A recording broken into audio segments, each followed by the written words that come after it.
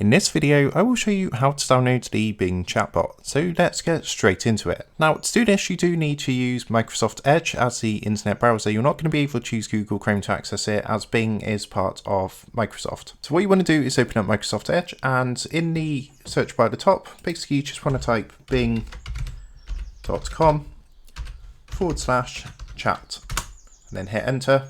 Now what it's going to do is going to take you directly to the chatbot. So you can see at the top here we've got the chat option, and Bing is of course similar to things like ChatGPT.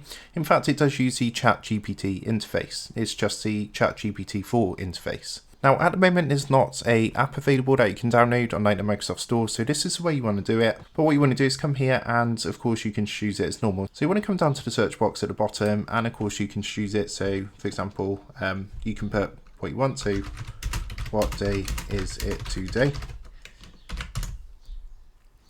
And you'll see it's going to start generating a response and talking back.